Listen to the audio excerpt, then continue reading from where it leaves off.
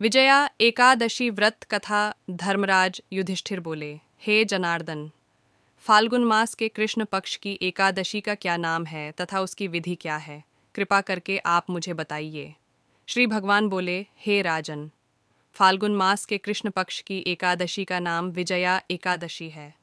इसके व्रत के प्रभाव से मनुष्य को विजय प्राप्त होती है। यह सब व्रतों से उत्तम व्रत है। इस विजया एकादशी के महात्म्य के श्रवण व पठन से समस्त पाप नाश को प्राप्त हो जाते हैं।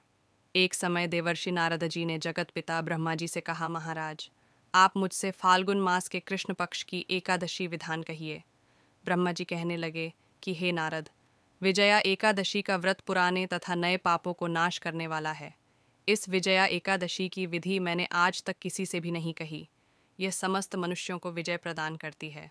त्रेता युग में मर्यादा पुरुषोत्तम श्री रामचंद्र जी को जब 14 वर्ष का वनवास हो गया, तब वे श्री लक्ष्मण तथा सीता जी सहित पंचवटी में निवास करने लगे। वहाँ पर दुष्ट रावण ने जब सीता जी का हरण किया, तब इस समाचार से श्री रामचंद्र जी तथा लक्ष्मण अत्यंत व्याकुल हुए और सीता जी की खोज में चल दिए।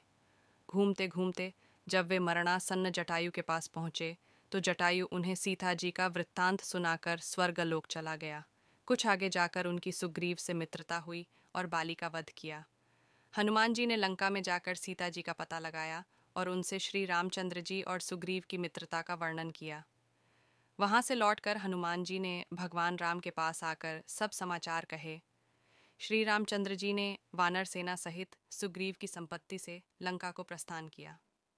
जब श्री रामचंद्र जी समुद्र से किनारे पहुंचे, तब उन्होंने मगरमच्छ आदि से युक्त उस अगाध समुद्र को देखकर लक्ष्मण जी से कहा कि इस समुद्र को हम किस प्रकार से पार करेंगे।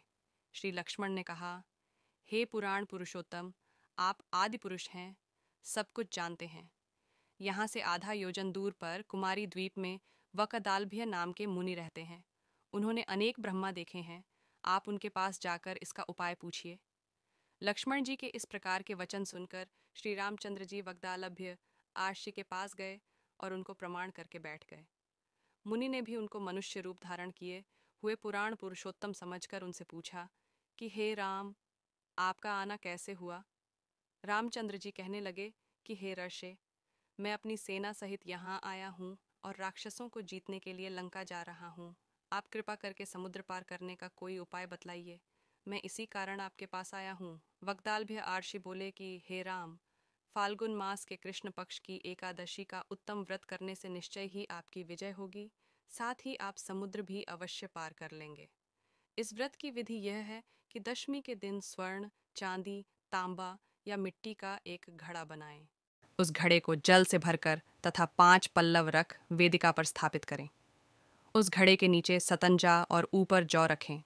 उस पर श्रीनारायण भगवान की स्वर्ण की मूर्ति स्थापित करें। एकादशी के दिन स्नान आदि से निवृत्त होकर धूप, दीप, नैवेद्य, नारियल आदि से भगवान की पूजा करें। तत्पश्चात घड़े के सामने बैठकर दिन व्यतीत करें और रात्रि को भी उसी प्रकार बैठे रहकर जागरण करें। द्वादशी के दिन नित्य नियम से निवृत्त होकर उस घड़े को ब्राह्मण को दे दें। हे राम, यदि तुम भी इस व्रत को सेनापतियों सहित करोगे तो तुम्हारी विजय अवश्य होगी।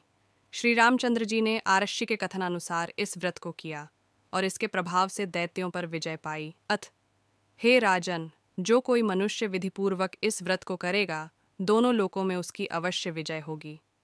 श्री ब्रह्मा जी ने नारद जी से कहा था कि हे पुत्र, जो कोई इस व्रत के महात्म्य को पढ़ता या सुनता है, उसको वाजपेयी यज्ञ का फल प्राप्त होता है। बोलो ओम नमो भगवते वासुदेवाय नमः। जय श्री लक्ष्मीपति श्री नारायण भगवान की जय। हे श्री हरि विष्णुदेव।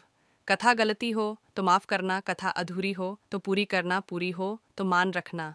इस कथा का फल बोलने वालों को, सुनने वालों को, हुंकारे भरने वालों को, सभी को देना। कमेंट में विष्णु भगवान की जय अवश्य लिखें। वीडियो को लाइक करें, चैनल को सब्सक्राइब करें। धन्यवाद।